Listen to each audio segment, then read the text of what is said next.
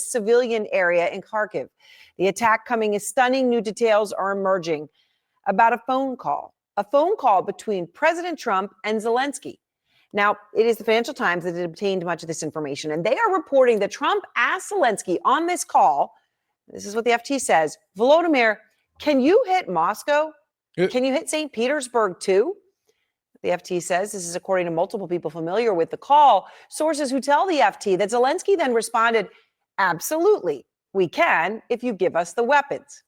Now, people briefed on the call, which took place one day after Trump spoke to Putin, said that Trump spoke about, quote, making the Russians feel the pain. So with all of this, Trump, of course, was asked about this today. Here's what he's saying publicly. Should Zelenskyy target Moscow or deeper into Russia? No, he shouldn't target Moscow. Yeah.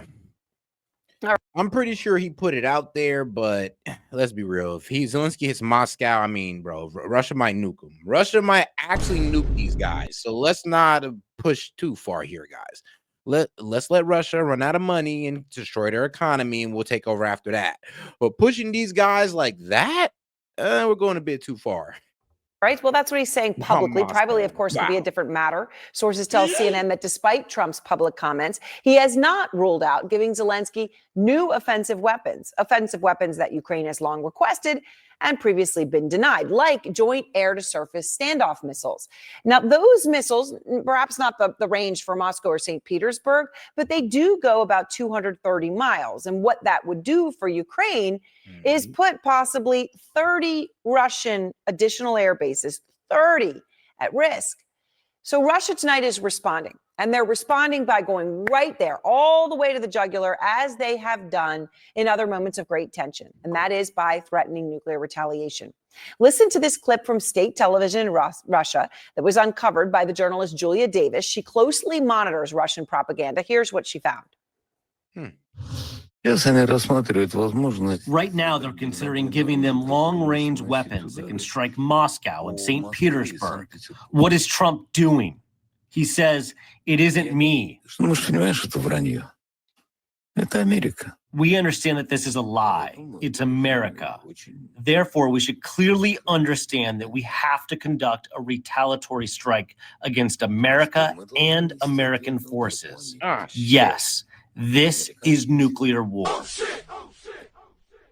Mincing no words there. This is nuclear war. Straight. And do you see why we kind of backed off that idea? I'm like, you trust me, they caught word about that briefing, and they was like, bro, if you guys do that and you hit Moscow, yeah, that's going to set off the dead hand switch or the dead hand initiative. They're going to bomb us with nukes, and we'll bomb them back. And it's mutual destruction. Like, that's the problem with making big threats like that. It's like, like Trump, they ain't like Iran. You just can't bomb them and they're not going to do nothing about it. Like, they got nukes, remember, a decent amount of them, like close to our number. That threat.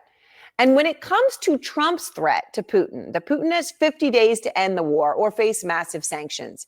Well, that is being met with a public shrug in Russia. Here's the foreign minister, Sergei Lavrov. Oh, Lord. 50 days? It used to be 24 hours. It used to be 100 days. We've been through all of this. And longtime Putin ally, top Russian security official now, Dmitry Medvedev, posted, Trump issued a theatrical ultimatum to the Kremlin. The world shuddered, expecting the consequences. Belligerent Europe was disappointed. Russia didn't care. Well, moments ago, Trump was asked about why he believes Putin will suddenly care and will suddenly change everything in 50 days. A lot of opinions change very rapidly. Might not be 50 days, might be much sooner than 50 days. But again, this is all public versus private. Russia can say that it doesn't care, and maybe there's truth in it. But part of the reason there could be some truth in that is because so far, Trump has not followed his words with actions. So far. I mean, in January, Trump posted online, if we don't make a deal, and soon, I have no... I mean, what do y'all want us to do? Get into war with Russia over Ukraine? Like, that's just something that's not on the table. Like, we're trying to handle this without putting boots on the ground. Maybe somebody should tell CNN that. And actually, I would ask, like, all right, well, what do you want us to do? It kind of sounds like you want us to go balls to the wall, boots on the ground on these guys. Like we're not doing that. other choice but to put high levels of taxes. And shout out Nisi says Trump threatening Putin, bold or reckless. I mean, it's both at the same time. Well, he didn't really directly threaten Putin like with bombing Moscow. Putin heard about that one, but the tariffs, you know, I mean, you could damn near call it theatrical, like the guy said. It's like it gave everybody a shock. It kind of calmed everybody down off the sanction like thing they were having in Congress. Like this went to sanction Russia. Here's the thing, like who knows how well that have worked, but giving them a 50-day ultimatum to say, all right, look, if you don't come to no peace deal in these 50 days, we're going to put 100% tariffs on your products. And then we're going to put secondary tariffs on everybody who buys oil from you. So to make a choice here.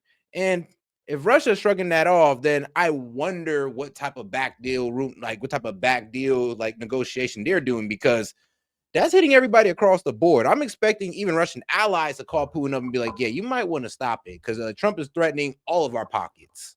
Tariffs and sanctions on anything being sold by Russia to the United States.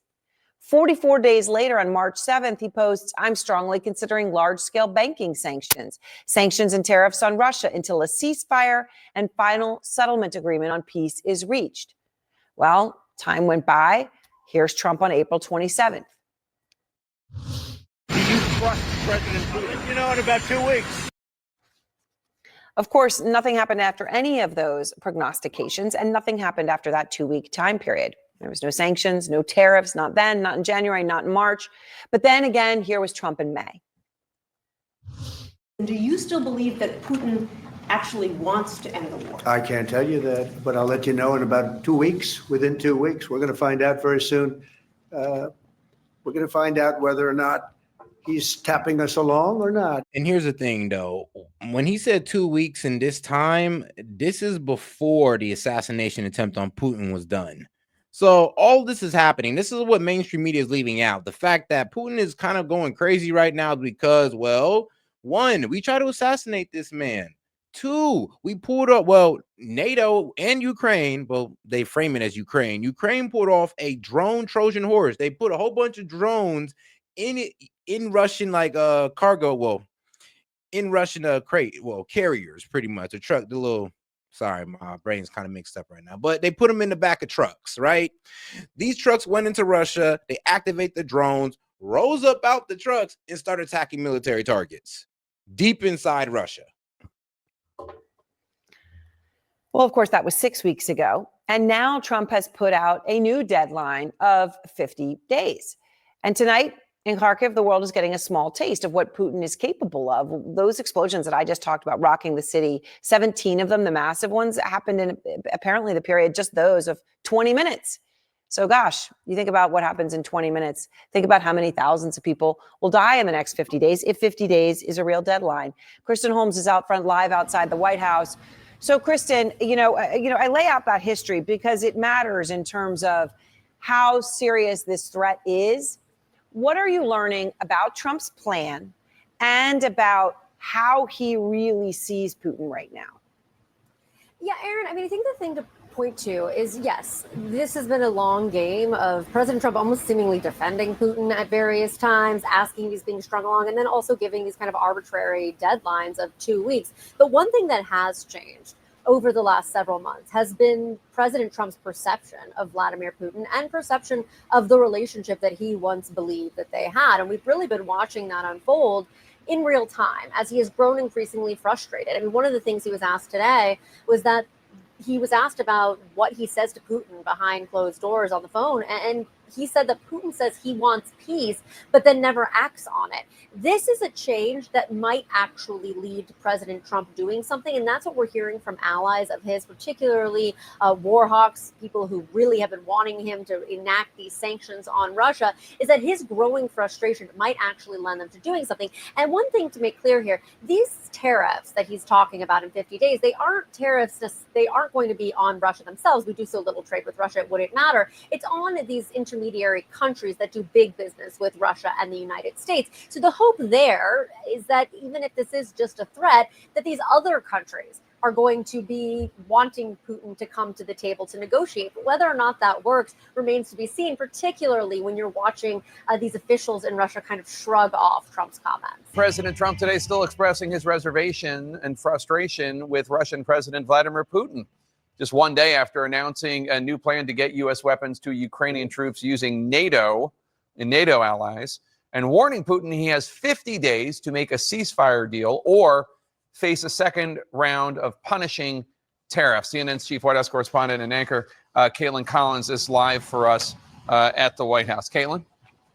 Yeah, Jake, and I should note the president lashed out at a reporter when they asked him why he is giving President Putin another 50 days here as they are seeking to bring this war to an end, or he says that Russia is going to face some heavy sanctions here. The president did not like that question and also said that he believes that the 50-day timeline is actually not that long after all. It's a sentiment that we've heard echoed by Republicans in Congress as well, who have been trying to push their own sanctions bill to the president's desk eventually. But Jake, he did make some news on Russia, and amid some reporting that he had asked President Zelenskyy during their last phone call if Ukraine would have the ability to be able to hit Moscow or St. Petersburg if they had long-range missiles. The White House did not deny that the president actually brought that up to Zelenskyy, but said that he was merely asking the question, not saying that it was something that he should be talking about. And then the president himself took questions from reporters on this as he was leaving the White House to go to Pennsylvania earlier, where he said he does not believe and is not considering giving Ukraine long-range missiles, and also said he does not think President Zelenskyy should try to hit Moscow either. He did, though, Jake, make clear his frustration with President Putin, and as they are in this dynamic and waiting for these next 50 days to play out, and this is what he told us. Well, we're going to see what happens with President Putin. So far, I've been very disappointed with President Putin. I've solved a lot of wars in the last 3 months, but I haven't gotten this one yet.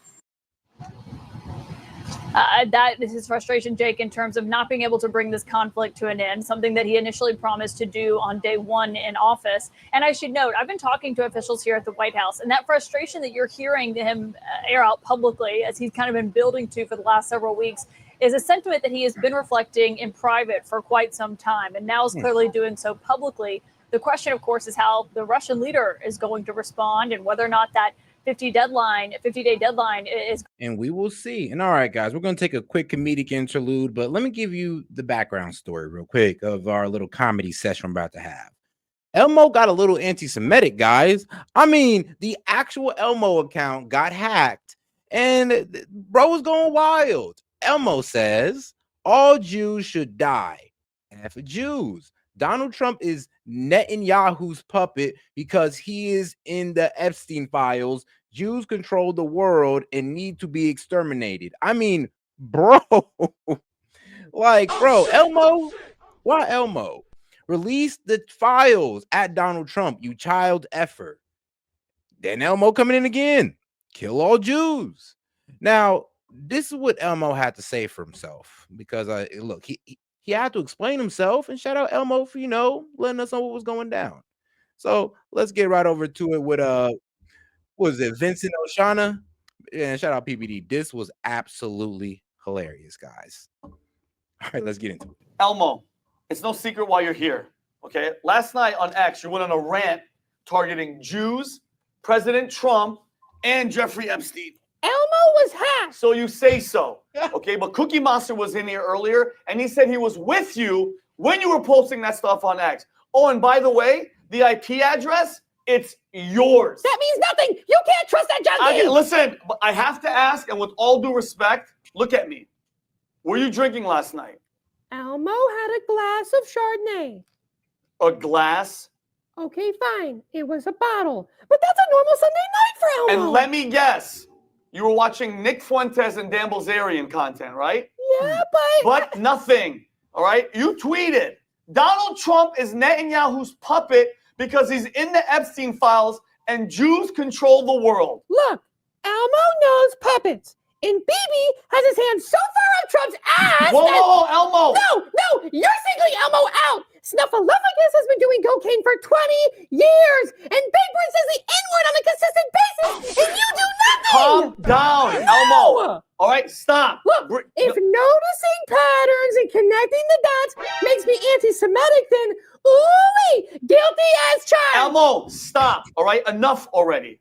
And I hate that I have to do this, but this morning I got a package. Okay, and in the package was a video with a note attached. And the video is of someone that looks exactly like you messing around with some underage puppet. Oh, and guess what? The note said, tell Elmo to back off immediately. We also want him to go on an apology tour in Jerusalem, maybe even kiss the wall. I'll be damned to hell if I'm going to Jerusalem. All right, look at that. Look at that. Who's that? Elmo's 3.5. Who's that? That's not me. Elmo. That could be anybody. Elmo. That could be anyone. Elmo. That's you. Damn, Elmo. Oy vey. Yeah. Well, I guess you'll be seeing Elmo when he gets back from Jerusalem. Mazel tov! I love Jews. Jews love me. Please don't leak that vid of me. And all right, now let's get back to the more serious part of the show. All right, look, that was funny, like oy vey. Oh man. We've had a string of softer than expected inflation reads in this country. We've had 4. We might get 5 at 8:30 Eastern time. Why do you believe that's signal and not noise? Well, I mean, there's some persistence there, Jonathan, and